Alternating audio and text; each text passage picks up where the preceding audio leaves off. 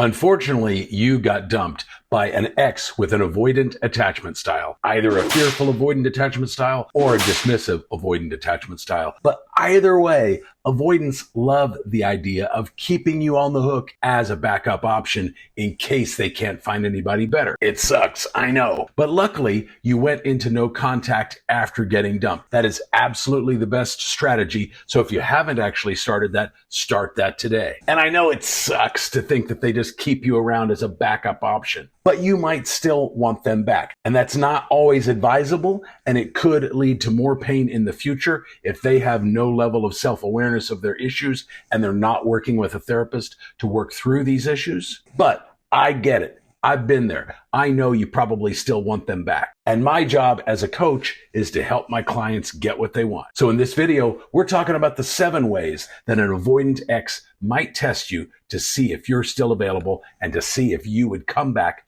if they wanted you back. So let's talk about it. And don't worry, later in the video, I'm going to tell you how to respond, when to respond, and if to respond when you're seeing these tests to maximize your chances of getting them back. Test number 1, they create accidental contact opportunity. They might be showing up accidentally at places where they know you're going to be hanging out. Remember, if you were together any length of time, they know your routine. They know your favorite coffee shops, your favorite bars, your favorite restaurants, and your favorite hangouts. So if they're accidentally showing up at these places sometimes, that's probably no accident. They might also be engaging on social media with friends' posts, maybe that you're tagged in, knowing it's likely you're going to see their comment. And these accidents let them gauge your reaction without any level of vulnerability on their part. So if you do see them out somewhere, do not go over to them. If they smile and wave at you, it's okay to do that in return, but make them come to you if they want to talk to you. Remember, they did the dumping. They've got to be the one to fix this.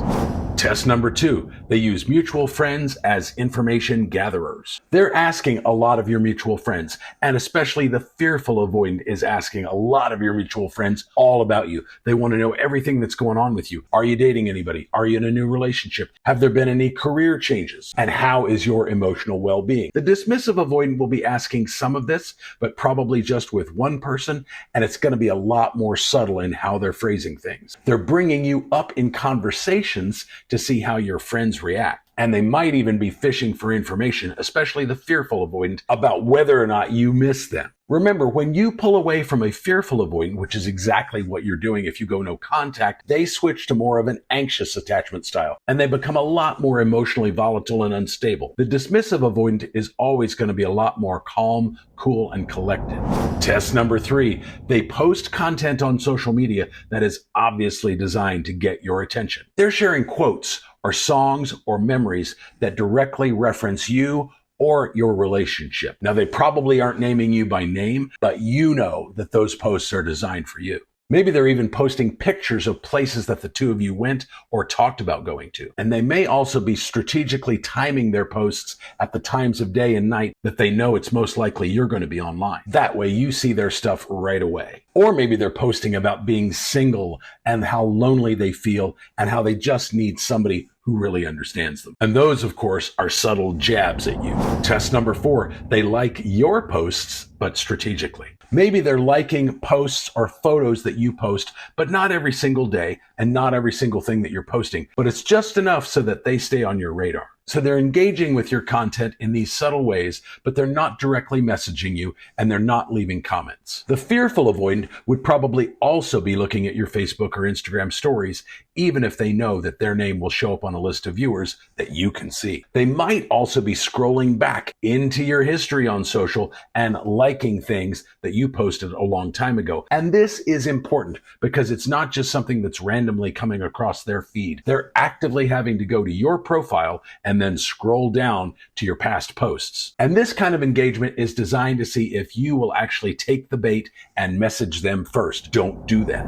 Test number 5, they keep the digital doors open. They're not blocking you. They're not unfollowing you. They want to be able to stalk your social media and they want you to be able to stalk theirs. That being said, do not look at their Facebook or Instagram stories because your name will show up on a list that they can see and that will make you look like a stalker. Remember, avoidance number 1 fear is being controlled and losing their independence. And if you come across in any way as needy, smothering, clingy, or controlling, that will push them further away and make any level of reconciliation communication take even longer, if it's even possible. Maybe they're also maintaining access to streaming accounts that the two of you shared, like Netflix or Hulu or Disney Plus. Maybe they have photos of the two of you together still on their social media. Trust me, if they were actively trying to find the next great love of their life, they would not want photos of you creeping around on their social media. And all of this is allowing them to maintain a connection to you with zero commitment. Real quick, if you like this video,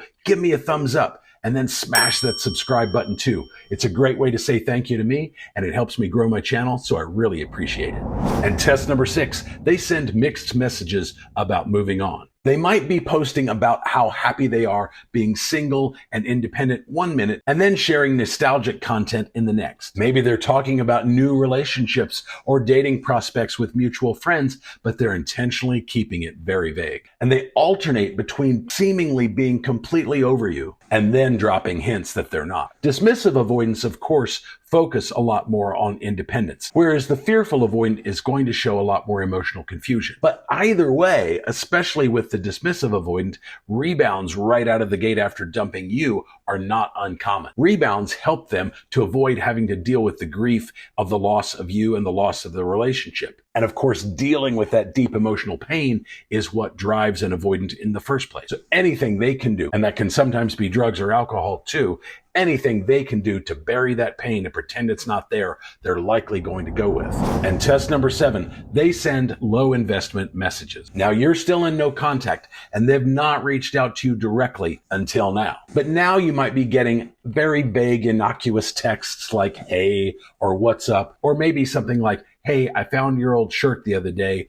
Do you want to swing by and get it? They might also be asking practical questions that they could easily Google the answer to, like, how often do I need to change the air filter in my house? Now, I don't want you to ignore these messages, but I don't want you to send lengthy follow-ups either. Ignoring the messages could get them to go away completely, and if you want them back, that's not what we want to do. But it's important to match and mirror their behavior, as Coach Corey Wayne likes to say. He's a dating and relationship coach that I've followed for years. So if they're sending 5 words, don't send back a novel, and absolutely do not double and triple text. And if you send them something back and it takes them hours to reply to that, don't respond to that instantly. Take the same amount of time roughly to respond to their messages as they're taking to respond to yours. Remember, we're talking about an avoidant here. If you seem needy and desperate, which is how you'll come across if you're double and triple texting or if you're responding instantly to their messages and they're not doing that with you, then you're going to seem really pathetic to them. Now, if they do say something like, hey, do you want to come by and get your shirt? Then absolutely see if you can work with that. Try and make a date with them in the evening only, ideally at your place, but you can go to theirs if that's what they prefer. But you want to get together with them in the evening, maybe make dinner, maybe bring takeout, where it's obviously going to be a get-together. You're not just swinging by, grabbing the shirt and bailing. Now, if they give you a vague or wishy-washy response to that, then you know exactly where you stand